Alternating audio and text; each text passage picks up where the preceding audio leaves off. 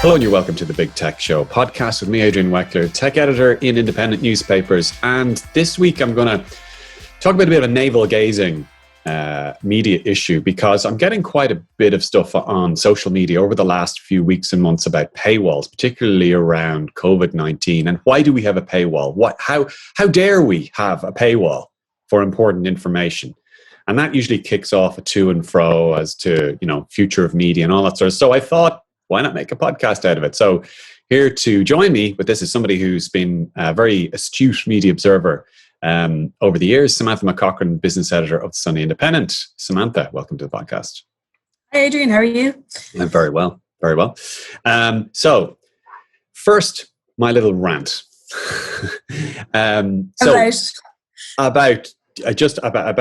paywall issue. So for some reason, in the last few weeks and months, I've noticed an uptick in this kind of issue that people have with paywalls. And I kind of get it, but I've ended up in to and fro's online about it. And I would have thought that the arguments that I'm making in favor of a paywall are reasonable and moderate. And just to take it a step back. So the Irish Independent, Sunday Independent, we have a paywall. You pay a tenner a month. Really not a lot of money, but anyway, the tenner a month to get access to the articles. The Irish Times has a paywall. Business Post has a paywall. A lot of English newspapers have paywall. New York Times, biggest paywall in the world, 6 million subscribers. It's actually quite a normal thing, but there still is a cultural reaction against paywall. So I guess I'd start off by asking you, Samantha.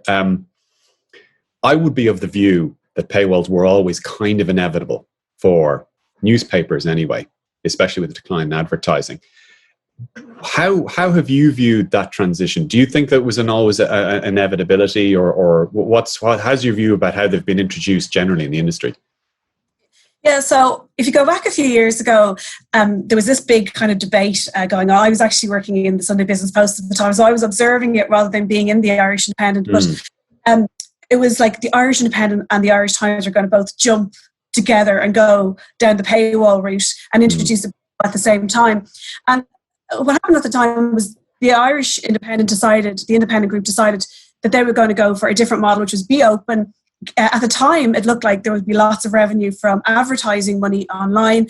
And so it took a different route. And there was a view, potentially, if both went together, it would be better for the industry. But it was one of those things everyone was watching and seeing. And the Independent ultimately didn't initially go for the paywall. I don't think the Indo was ready at the time, from recollection. Look, I mean, in terms of where we are now with technology, looking, sure we weren't ready.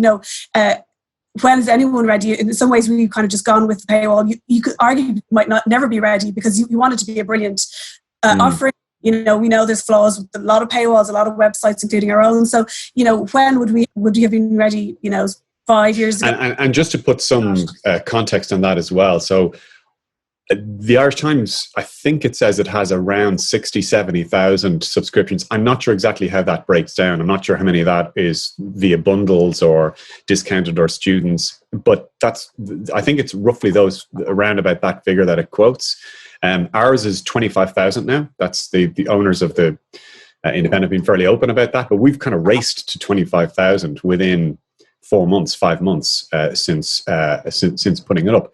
So maybe we did lose out a little bit in terms of the timing, but it looks like there was a latent market there for it. Yeah, I mean, it's a bit like looking at the success of the iPhone, and maybe when it came out, it wasn't as many. That's the first time I've heard the Indo compared to the iPhone, but we'll go with it. When you look back at anything that becomes a success, it's like, oh well, obviously that was going to always be the successful thing. It's easy now to look back and say, obviously, paywalls were going to be the way it would go, but it just wasn't clear a good few years ago. And all the advertising wasn't being sucked up by Facebook and Google. That wasn't happening. So, it has changed significantly in the last few years. I think you're right. Timing has been kinder to us maybe than it should have been, because what's happened is, and you've written extensively about this, is how we've all started subscribing to things. Netflix was probably the first thing a lot of people sort of subscribe to in the new digital age of subscriptions. I'm sure over the pandemic, I mean, I don't know how many streaming services we've gone through to keep our kids paid. We've loads of them. So like actually adding a tenner a month for a newspaper from Ireland, from, New York Times, internationally, The Economist, all those, I mean, people are doing it now. So that's actually a positive for us, I think, because you would certainly think that generally people are more inclined to think that. There's a culture of it, yeah. I mean, I've written columns before totting up the amount of subscriptions that I have, and I think a lot of people have. And I thought that it might be around 70 or 80 quid. It actually was closer to 200. It was something like 160 euro, 170 euro, because it's not just the Netflix and the Spotify and the Dropbox that you're paying for. You're paying for things like iCloud, and then you're paying for duplicates. Like me, I'm a total mug. I pay for iCloud, Dropbox, and Google Storage. Don't ask me why, because I kind of have bits and pieces in each, and I'm too lazy to reorganize them all. And then with media subscriptions, like I kind of drift in and out of some. I subscribed to a thing called The Athletic, which is an American sports thing, but very, very good on English football. I still have a subscription to that. I've 2 or 3 Irish newspaper subscriptions, which is kind of expected because we're in the business. But there are other things. I will actually kind of hit subscribe to try something out for a month for a tenner. And I'll do it fairly easily. And I think people used to be, and I'm sure you've had these first-hand experiences. It was like timeshare or something, trying to get out of a contract with a subscription. You're trying to get out.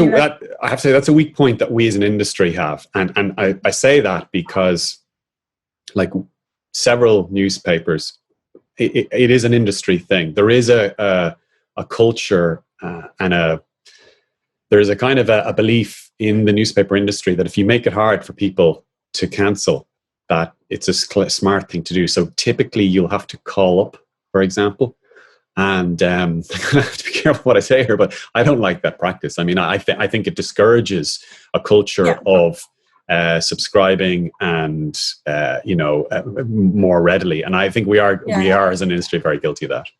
I think some of the streamers have been just really good on that.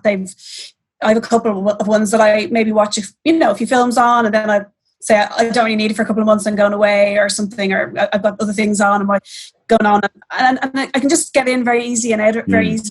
That actually is a very attractive model to me, because I kind of feel, they're not like kind of some creepy once they get their claws into you, they're never going to let go of you.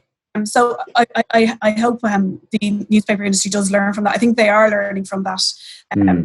But obviously, even though we're getting that positivity about people subscribing, you're getting some counter arguments to that whole thing. Absolutely. And it's interesting. I think it's important to look at what these arguments are. Like one that is, and very interesting one, there are some knee-jerk ones, like newspapers are just profiteering from paywalls. That's a nonsense argument. Anybody who knows anything about, so-called newsonomics knows that almost every single newspaper in the world, not every newspaper, most of them have taken massive hits in revenue and profit. There's no profiteering. This is literally just to keep the lights on. But one of the more interesting ones is this idea that in a time of crisis, for example, if you break a big story or uncover something that's genuinely valuable to society, that there is an ethical issue with keeping it behind a paywall.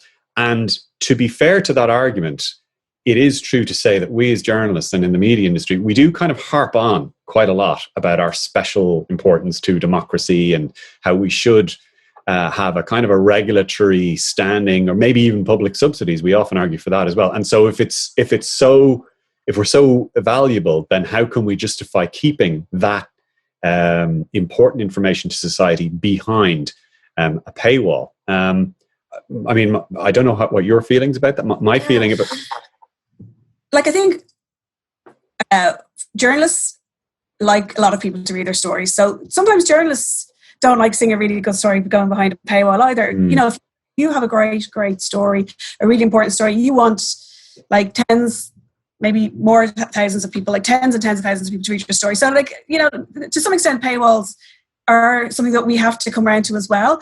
But argument then about public service. Look, I read an article recently about saying that this is completely a ridiculous idea, that we should be treating our content differently, like food and healthcare, things that are absolutely essential. The shops don't say, well, we better give food away free because people are, that's a very good point. Yeah. I mean, I once wrote a piece,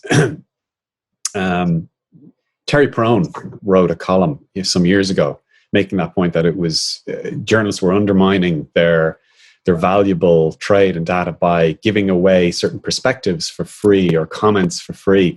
I wrote a column basically giving her good boot up the backside on that point and arguing an opposite point. And she was very good-natured about it. But there is that view there that we shouldn't be giving stuff away for free. But the argument I would make about how can you justify keeping the important stuff behind a paywall is it has never been any different. Like 30 years ago, you'd walk into a shop, there would be a groundbreaking investigation occasionally in a newspaper, something that would impact the shape of government, that might impact public health, all these things. You had to fork over like 80 pence for it, which was quite a bit at the time. And the other big one, and I don't want to go off into too much of a tangent, is people say, well, what about RTE? RTE costs 160 quid a year. I mean, I pay 160 euro for my subscription to RTE, Yeah. No, I think you're 100% right on that. The sometimes it is pointed out that there's free news from RTE, and that's kind of an argument that's trotted out a lot. But yeah, I totally agree with you. Like you're paying kind of a similar amount as you might pay for a news service. More than the Indo. I mean, it's 160 by 12 or divided by 12 is what, 14 euro. Now, I've no problem paying that. I've written pieces before saying that it's worth it. And I do believe in one big communal standard that we can all kind of contribute to. It's also, you could argue cynically, it's also good for the media industry as well to have a big player there. But the other one that people, go on. The bottom line is giving the stuff away for free is not working. We cannot have jobs if we don't have a source of income. It's the same as any other business. We need to have. I mean, there was a case. I think there was an argument a few years ago to say that Niall McGarry's Joe.ie, Maximum Media, they came on the scene a few years ago, and it looked like that they had a successful commercial model for a while. They would very aggressively go after sponsorships and branded content, and they did it quite well to an extent. Now, we know that I've had Niall on the podcast in recent weeks. I put it to him about the Click Farm controversy and all that, and they went into examinership. They've come out of examinership with different owners. But for a while, it did look like that was an alternative route to go very aggressively on advertising and sponsored content and branded content. But the ones that are depending mostly on that and mostly on ads, Joe.ie, maybe you might say the Journal, or that they have tweaked their business model now. We can talk about that in a few minutes as well. The Guardian, they have a reader donation, but essentially they're still dependent on ads. They're the ones that seem to be suffering a little bit more in terms of potential declines in the underlying business model. Yeah, and our new owners, Media House, I mean, they've been very clearly putting readers and our audience at the forefront of the business. Advertisers are important, but we are not here to serve our advertisers. We're here to serve our readers. And I suppose, I mean, advertising has always sat side by side with independent editorial content. But I think there was a bit of a fear there at a point that advertisers, and sponsorship might start to bleed into editorial in the industry in general. I think that was a bit of a discussion that was going forward. The good news about a paywall is we're being paid by our readers. We are working for them. We're not working for big name brands. I think that's positive for news, The other nice thing about a paywall is, to that point about whether or not the news is being infected with trying to serve advertisers or anything, along those lines. There's a beautiful purity to a paywall in that if the product is not working, people will not pay for it. You will see people unsubscribing. You'll see sales fall off if they're not happy with the product. If they are happy with the product, they'll pay for it. They'll buy it. They'll subscribe. I've always loved that idea. The idea that you can serve, if you have, say, 25,000 subscribers, if you can make 2,000 or 3,000 of those happy with a piece, in some ways, that's more important than making 20,000 contemporaries or peers or other people in society or on Twitter happy. Now, I take your earlier point about the desire among journalists to have their work, displayed as widely as possible. I do a newsletter every week on a Friday, and I've had a very low sentiment score. It's growing really well. I mean, it's grown 100, 150 a week. I think we're at 13 or 1400 now after 2 months. But I got walloped on the sentiment score. There's a thing called a sentiment score where at the bottom you go, do you like this newsletter? Yes, no. And I've had a few very narky no's, and they make sure that they tell me why it's no. And because so much of the stuff is behind a paywall. So clearly there's an audience coming over there from social media that likes the idea of the stuff, or maybe likes the analysis, but is really annoyed that they're getting hit from a paywall. So I don't really know how to interpret that. Am I glad that they're frustrated that they can't get in to read it? And is that a reflection, a positive reflection on the content? Or does it mean that we need to tweak our paywall? I don't know. Like, I just think, as you're saying earlier, 100%, our parents, their parents before them, they all paid for the papers. Like, that was just a given. It just goes to show you, if something is given away for free, even for a few years, it's just so hard for people to really just pay for it again. And I think that's probably true. Loads of things in life, if you're getting stuff for free, how do you turn around and start saying, well, that's actually going to cost me? Now, even though it's a tenner a month compared to, €3 or €2 or €3 for just 1 day of paper, during the week. So I think that's just, the psychology is deep. People are not comfortable about it. Certain people are not comfortable, but then there's loads of people I meet. I got emails from a few people in the last 2 or 3 people in the last week talking about content and saying, I'm happy to see some of the stuff they're doing in the paper, and I've decided to pay for it. So I don't know, like 25,000 people, people mightn't have expected that would happen for the Independent. So there's no way people expected. I mean, we had I think we had a target of 10,000 or under 10,000 for the year. We smashed it within a few months. Now, lest this comes across that we're being real boosters, is it possible that you and I both come from media backgrounds, media families? I mean, your dad was I remember, I'm not sure if I've said this in the podcast before, I reviewed one of your dad's books when I was like 11 or 12 or something. I remember that, Yeah, I know. I do. It was a big day. You gave him a good review, so it was a big day. How was your dad, by the way? He's all right? Very good. He's happy. Very good. Yeah. So you come from a media background. I do too. My mother was a journalist. Is it possible that we're proselytizing here, that we're just kind of, like, I like to think that what I'm writing about on these issues is also informed from a tech perspective. So therefore, I can kind of see their view of what the media is. And maybe that's closer to a modern consumption perspective of the consumer. But maybe I'm deluding myself. Maybe I'm just a hack and I'm inside the system and I'm saying, look, you need to pay for this because we need to stay in jobs. Is that possible? Definitely possible. I mean, this is our job. This is our livelihood. So, we're not going to be fighting a paywall if it's kind of at the moment looking like the most likely route to giving our company sustainable revenue. Answer me this: if the whole thing collapsed, I mean the media, whatever, collapsed, I often thought, what would I actually do? Like, what do you think you do if things went completely south in the industry? I think about this all the time because I'm always thinking, I should do something, retrain, or I'm at that age where it's kind of like, do I stay with journalism forever or do I do something exciting? And I just haven't come up with anything else. It's been quite a sorry, go on. I love my job, and I just can't imagine what else would suit me. There's been quite a bleed, if I don't mean that sound pejorative, of journalists out of the industry in the last few years, even just in the last few weeks. A former colleague of ours, great colleague, Susan Mitchell, Sunday Business Post, gone to the Department of Health. Fia Kelly from the Irish Times, former Irish Independent, has gone as a government advisor as well.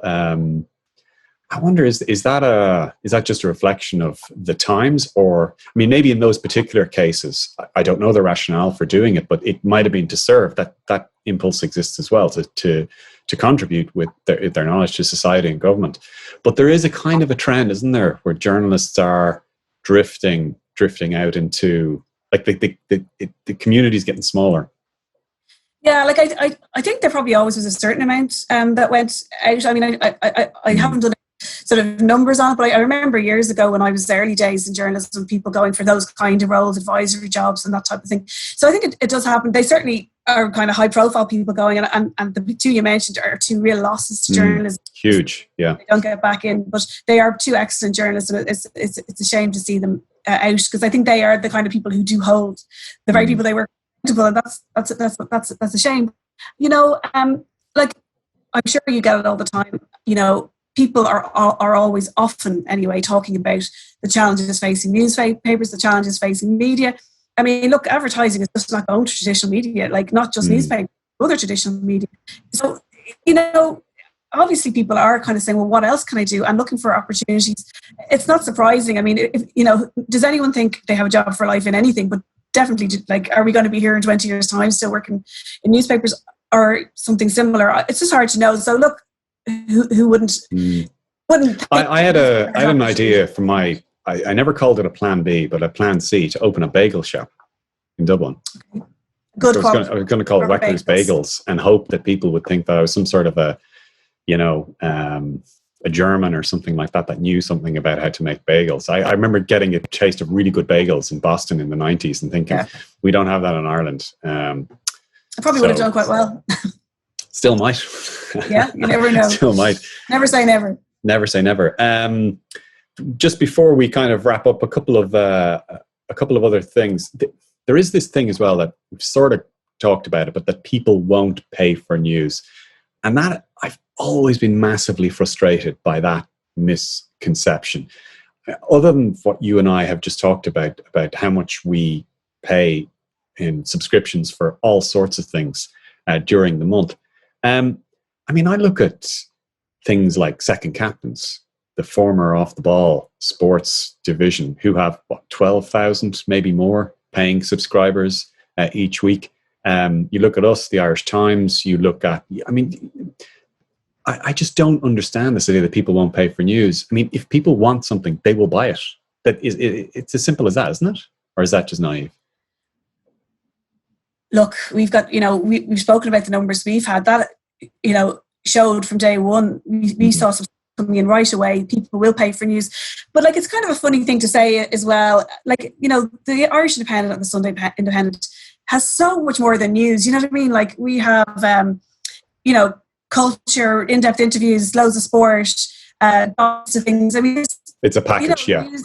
Yeah, like there's, and look, but actually a good news story, business news story, or the other section of the paper will get subscribers. So that is a unique thing, especially if you break a story. If you're first with a story and you have the detail, I was really heartened to see that people actually do pay for those type of stories. And of course they big exclusive interviews and other things, and that's those type of things will actually keep people. But actually sometimes it's the big story that pushes someone over the edge, I think, to pay and actually sign up. Yeah, it's the original source. I mean, sure, if you come up with a big story, it will be covered on half the radio stations and TV and elsewhere, and you can pick it up for free or for not much elsewhere. But there will be a solid base of people there who will subscribe because you're the original source. I mean, there is a fair question, isn't there, to say that despite this, maybe the paywall subscriptions that we're getting, that other newspapers are getting, it isn't really making up yet for the loss in advertising revenue. Like, it's still, in terms of revenue and probably, it's still a net loss up to now. I mean, that is going to be a challenge going forward, isn't it?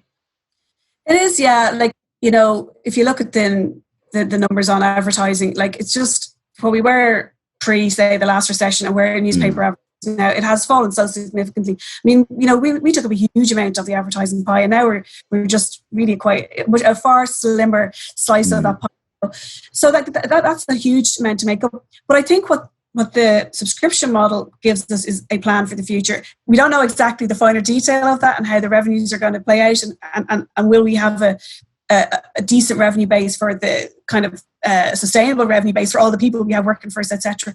But what it is something to plan for and a future, and that's really, really valuable to us right now in a tough time for traditional newspapers. Yeah, it's a fair point. I had Adrian Acosta, who's the chief executive of the Journal Media, on a few weeks ago, and I was asking him about their revised business model, which now includes reader contributions, a little bit like The Guardian. And he said that they've gotten over 5,000 individual contributions since they kicked off in April. Now, he didn't say whether that was based on a recurring setup or whether it was just small one-off donations. But I mean, it's not bad, I think, because I was one of the people who contributed, actually just before I went on the podcast with him, just to be able to say I contributed. But I think, I don't know, it was like a 5 or a 10 or something like that. So that was the minimum that you could give, and you could give it on a one-off. So even if you take it that it was everybody gave the minimum, which I'm sure there were more, that's still 50,000 euro. That'll still pay a salary, Yeah. And then we have the currency and others as well. Yeah. Sorry, were you going to say about the Guardian? The Guardian, does something similar.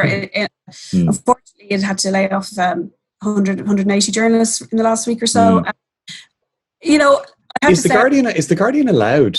I in the back of my mind, I have a question as to whether the Guardian's trust ownership means that it's supposed to keep its online offering free. I might be completely wrong there. I think that rings a bell, and they were looking at maybe changing that at one point. I think I don't judge any other organisation or publication for having to do that, and I would do anything to keep my job going and my industry going. But I think I would much prefer a structured paywall than the donation model.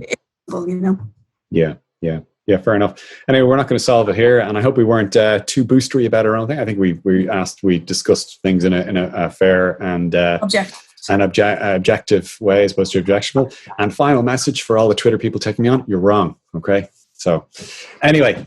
Thanks very much, Samantha McCaughren, business editor of the Sunday Independent, for joining us today on the podcast. And that's all we have time for. From me, Adrian Weckler, I'll see you at the same time again next week. Bye-bye.